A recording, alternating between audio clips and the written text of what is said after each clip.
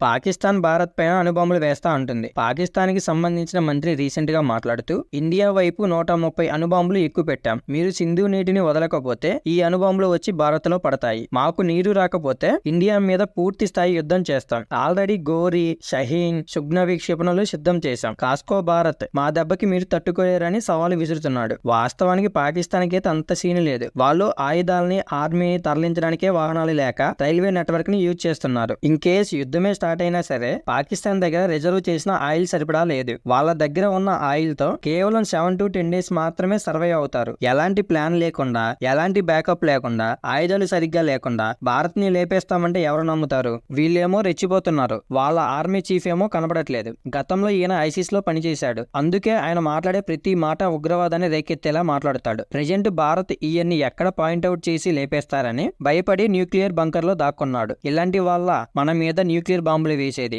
వీళ్ళ దగ్గరైనా బాంబులు ఉన్నది. మన దగ్గర ఉన్న న్యూక్లియర్ బాంబులు దీపావళి చేసుకోవడానికి కాదుగా. వాళ్ళు భారత్ పైన న్యూక్లియర్ వెపన్స్ ని వాడాలని మైండ్ లోకి వచ్చినా సరే పాకిస్తాన్ ని ప్రపంచ పటంలో లేకుండా చేయడానికి మన వాళ్ళు ప్లాన్ చేశారు. నాకు తెలిసి పాకిస్తాన్ కి అంత ధైర్యం లేదు. మన దెబ్బకి పాకిస్తాన్ వెళ్లి చైనా హెల్ప్ కావాలని అడుక్కుంటుంది. వాడేమో నేనున్నానే దొంగ భరోసా ఇస్తున్నాడు. ఈ న్యూస్ బయటికి వచ్చిన వెంటనే అమెరికా భారత్ కి తైవాన్ దగ్గర ఉన్న తన 2 వార్షిప్స్ ని ఇస్తా అన్నది. అలాగే భారత్ తో కలిసి ఇంటెలిజెన్స్ సపోర్ట్ ఇస్తా అని చెప్పింది. ఇప్పుడైతే చైనా పాకిస్తాన్ కి వెపన్స్ పంపించడం స్టార్ట్ చేస్తే అమెరికా చైనాకి కౌంటర్ గా భారత్ కి అన్ని విధాలుగా తోడుగా ఉంటామని హామీ ఇచ్చింది. గతంలో పాకిస్తాన్ విషయంలో అమెరికా మనకెప్పుడు సపోర్ట్ గా లేదు. ప్రెజెంట్ మాత్రం మీతో నేనున్నా, పద పాకిస్తాన్ వేసేద్దామని అంటుంది. దీనికి తోడుగా ఇజ్రాయెల్ కూడా భారత్ కి నేనున్నా, ఎవడ్రా భారత్ ని పీకేది అని ఇజ్రాయెల్ అంటుంది. స్పెషల్ ఫ్లైట్ లో బాంబులు కూడా పంపించింది. ఏంది మన దగ్గర లేని ఆయుధాలా అనుకుంటే పొరపాటు పడ్డట్టే. ఈ బాంబులు టనెల్స్ లో ఉన్న ఉగ్రవాదుల్ని లేపేయడానికి ఉపయోగిస్తారు. ఇవి ఎలా పనిచేస్తాయంటే ఒకసారి బాంబుని టనెల్ లో ఫైర్ చేస్తే ఐరన్ ని పసిగట్టి ఉగ్రవాదుల దగ్గరికి వెళ్లి బ్లాస్ట్ అవుద్ది. దీంతో అక్కడి వారు చనిపోతారు. వీటిని హమాస్ ఉగ్రవాదులను లేపేయడానికి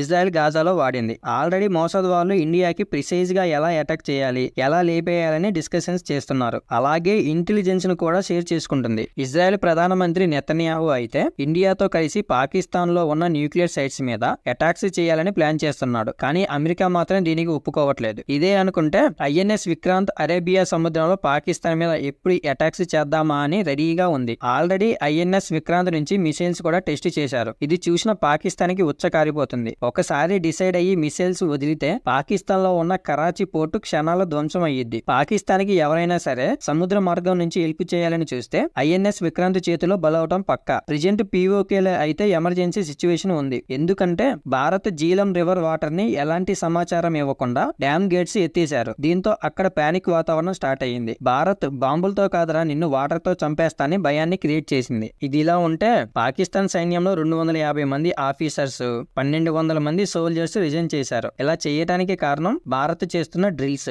ఈ డ్రిల్స్ దెబ్బకే భయపడి రిజైన్ చేస్తుంటే యుద్ధం స్టార్ట్ చేస్తే వీళ్ళు మన ముందు ఎక్కడ నిలబడతారు? లెగ్గిస్తే అణుబాంబులు వేస్తా, మిసైల్స్ వేస్తా అని కారు కూతలు కూస్తుంది. వీళ్ళ దగ్గరైనా మిసైల్స్ ఉంది. మన దగ్గర ఏ రాడార్ కనిపెట్టలేని బ్రహ్మోస్ మిసైల్స్, అలాగే లాంగ్ రేంజ్ మిసైల్స్ కూడా చాలా ఉన్నాయి. వీళ్ళకి బ్రహ్మోస్ ఒక్కటే చాలు పాకిస్తాన్ లేపేయడానికి. ఆల్రెడీ ఒకసారి మిస్ఫైర్ అయ్యి పాకిస్తాన్ లో పడింది. వాళ్ళ దగ్గర ఉన్న ఏ రాడార్ కూడా కనిపెట్టలేదు. ఈవెన్ చైనా రాడార్స్ కూడా పసిగట్టలేకపోయాయి. ఇది వీళ్ళ సత్తా. మన దగ్గర S-400 లాంటి యాంటీ మిసైల్ సిస్టమ్ ఉంది. పాకిస్తాన్ మిసైల్స్ గాల్లోకి లెయ్యగానే S-400 ఐడెంటిఫై చేసి ధ్వంసం చేసిద్ది. ఇది మన భారత సత్తా. అలాగే ఇండియన్ ఆర్మీ కోసం 26 రాఫెల్ జెట్స్ ని ఫ్రాన్స్ దగ్గర నుంచి కొంటుంది. ఈ డీల్ విలువ ఏకంగా 63,000 కోట్లు. ప్రెజెంట్ మన దగ్గర 36 రాఫెల్ ఫైటర్ జెట్స్ ఉన్నాయి. వీటితో పాకిస్తాన్ జెట్స్ ని చిత్తు చేయొచ్చు. ఇలాంటి వార్ అప్డేట్స్ మన ఛానల్లో వస్తూనే ఉంటాయి. మన ఛానల్ వైపు ఒక కన్నేసి ఉంచండి.